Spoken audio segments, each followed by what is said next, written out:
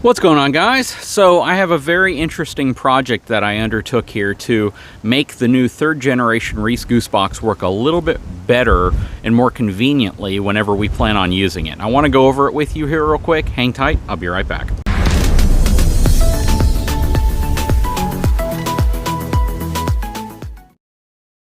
Okay, so if you saw the videos that I did on the new third generation Reese Goosebox, which is this very cool fifth wheel pin box replacement from Reese, basically allows me to remove about 70 pounds worth of factory low-end pin box, replace it with about 200 pounds worth of Reese Goosebox, and not have to have a 250 pound fifth wheel hitch in the bed of my truck, thus actually getting me back about 100 pounds worth of cargo capacity, if that makes sense. One of the reasons why I go with this, again, is to clear out the bed of my truck, but now I can connect to the goose ball in the back of my truck. This thing is super cool. It's approved by Lippert for use on their frames, which is also a huge perk. So Reese has definitely put this through its cycles, the testing and the engineering that needs to be done to be able to manage dampening, be able to manage movement, and get the approval by Lippert to use it on both their standard frames as well as their new Rhino frame, which has a different bolt pattern up here. But what is really cool about this is the weight savings it actually gives you. Not just the space back in the bed of your truck, because you don't have to have a fifth wheel hitch you have to throw in and out, but also the fact that by putting this on your fifth wheel, you actually reduce the overall pin weight inside of the bed of your truck. How does that work? Again, if I have a fifth wheel pin box that weighs about 70 pounds, 80 pounds, roughly about that much, and I remove it, some of them weigh a lot more, but let's just say 70 pounds. If I remove that, I replace it with this, which weighs about 200 pounds, then I remove a 250 pound fifth wheel hitch from the bed of my truck. Well, I've shaved off over 100 pounds worth of weight by going with this whenever you take into account the weight of the fifth wheel pin box that was on here, plus the weight of the fifth wheel hitch that was in the bed of the truck. And all I'm replacing with is a ball that will drop into the bed of my truck. So again, there are some weight savings. Now, that weight can vary slightly depending on how you have a goose ball in the bed of your truck, if you're using it on aftermarket rails, or if you have a prep system where it just drops in. If you have the prep system, you're certainly going to save some weight. If you have rails, well, those rails are pretty heavy. And of course, you know, having that in the bed of your truck may kind of equal everything out. But just having a clear bed when I'm not towing the fifth wheel and not having to throw a fifth wheel hitch in the back and take it out every time I want to use it is good enough for me. So anyways, the project here today is to address a couple issues that I have with the third generation Goosebox. The first one I already addressed. There was about a 2-foot long cable right here that was here before this one with a little pull handle on it, and that is how you opened up the jaws, or at least the coupler here, if you want to lift the fifth wheel hitch off. It's auto coupling when it's going down, so as it goes down, it's going to go back and then lock around the ball.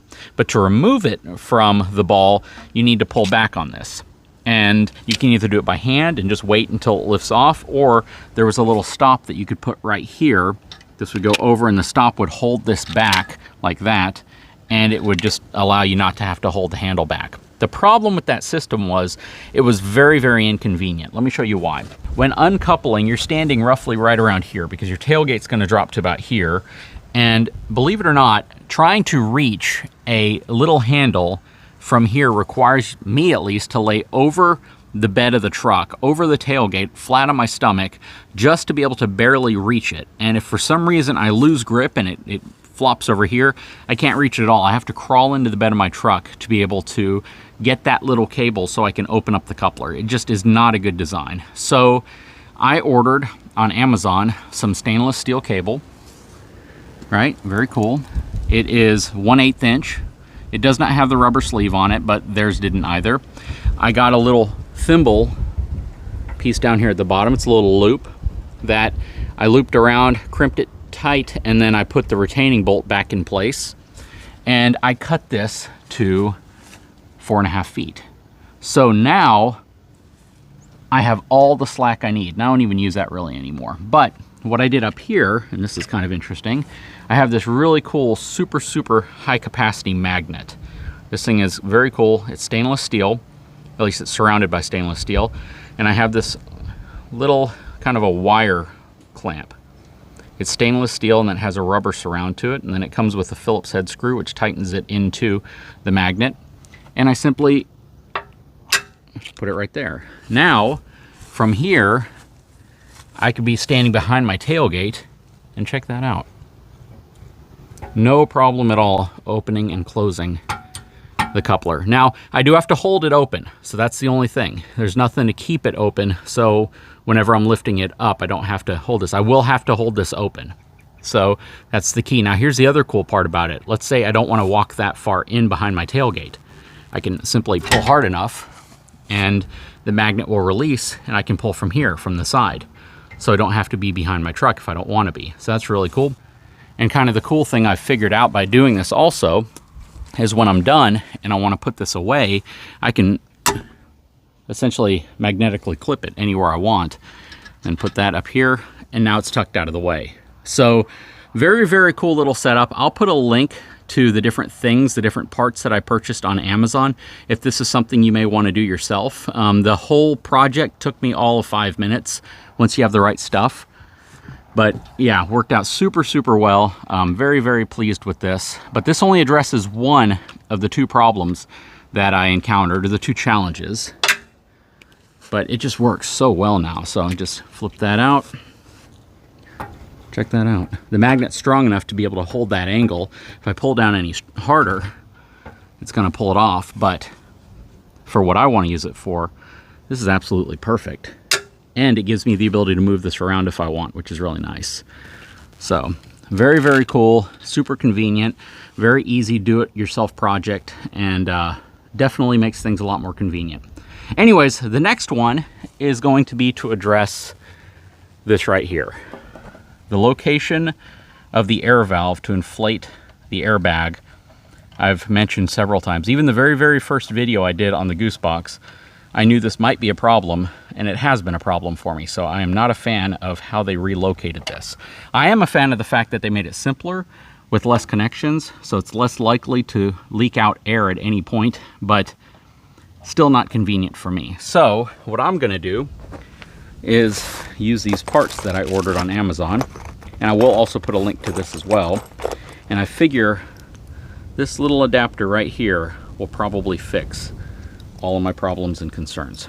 And I have these little braided hose extensions that also came with the kit in case I want to try to relocate the valve completely outside of that area. But this may just fix the problem for me, because check this out. Literally, I can just thread this on right here to the bottom like that. I'll just thread it on tight real quick.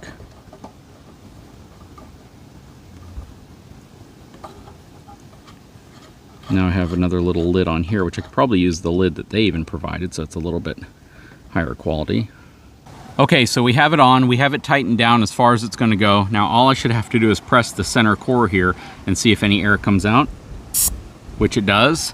So check out how much more convenient this all of a sudden became, because now I can put pretty much any air chuck I want on top of this to fill it up. And the cap that came with it, which I actually like because it's a pretty big cap, should just be able to thread right over that. And what's also cool about this is that it still tucks out of the way. So I can put it like that and it's tucked out of the way and I don't have to worry about it. And because I still have this Duravolt solar panel on my pin box, which I did a video on a long time ago, I've actually done several on this, I can still cover up the whole assembly with my magnetic solar panel and it protects it. So very cool. Now, does it still require me to get into the bed of the truck to be able to fill up the airbag? It does. It absolutely does. It makes the process of filling up the airbag a lot easier, makes it more convenient, because now I can use any kind of air chuck I want as long as it's a Schrader style air chuck and I can fill it up. But it doesn't change the fact that I have to get into the bed of the truck. So that's why I ordered these. And the question I have for myself is, if I do connect this, where can I actually put one of these clamps on to actually enable it to work? Now, I could probably clamp it here to the side, but I'd have to figure that out. So I don't know if it's worth it at this point, because I've already fixed the main problem. And if the airbag retains air, then I don't have to worry about doing this very often. And I've made the process of now adding air to it much simpler. But if the airbag for some reason does tend to bleed off air over a period of time quicker than I hope, then I'm gonna have to figure out how to put this on here so I can relocate the braided cord. So anytime I am trying to get the RV ready to go, it is essentially in a very, very convenient spot. Now right here wouldn't be a bad spot. So let me see if I can figure out how I can put this on. Okay, so I'm probably not gonna go with this. I'll probably just use this little extension I put right here. And the cool thing is it came with all sorts of different types of extensions. So I could have actually used this one if I wanted. And I could have had it come straight up like that, which is fine, but it would have taken up a little bit more room and I couldn't have put it out of the way whenever I'm not using it. So having this one right here that angles back slightly is a little bit better. It has these little valve stem caps on it as well, little stainless steel caps. But I like the one that they provided right here. Again, it's a lot bigger, so you can definitely work it off if it starts to feel like it's binding up or a little bit tighter than it should be.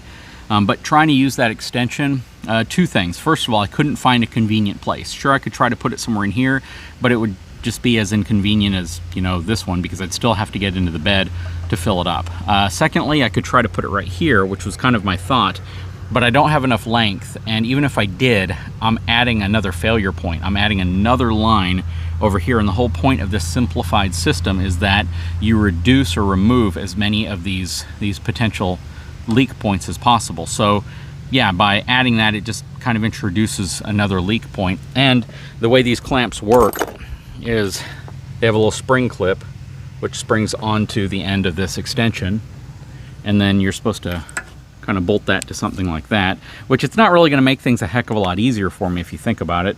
I'd have to get a longer cable right here to reach over here, which is fine. But then again, the challenge I'm going to have is I'm still going to have to get an air truck on top of this to fill it up. If there was a piece of metal that was flanging out this way, I could probably go like that, and that would make things a little easier. But there's really nothing around here that I can attach it to that would make sense. So I don't want to go down here because that's where this movement is with the airbag, and that would definitely complicate things. So I think we're in good shape here. What's really going to be the thing to keep an eye on is if I lose air. If I lose air over any period of time, or how long that period of time is. So every time I hitch up, I'm going to make sure that this little metal bar that you can't see right now inside of here is right in the middle of this viewing window, which indicates I have the right amount of air pressure in the airbag. And if for some reason that metal bar is higher up every time I hitch up, well, then I'm going to have to come up with a solution to relocate this, because I don't want to have to hop into the bed of my truck every single time I want to add air to this. That said though, by adding this little elbow right here, it makes it a heck of a lot easier. So I will put a link in the description of this video to this stuff if this is something you're interested in as well. I don't think it's a design flaw, honestly. I understand why they did it, because it actually removed complexity. It removed failure points by going to this kind of single valve design coming right out the top of the airbag. It just makes it a little bit more inconvenient when you actually have to add air. That said though, it was really inconvenient trying to get onto that Schrader valve that comes out of this. So now that I have this angled piece here, it's gonna make things a lot simpler whenever I do have to add air. Anyways guys, I sure hope you've enjoyed this video. If you haven't had a chance, please take a moment, subscribe to my channel, give me a thumbs up, and we'll talk to you again very soon.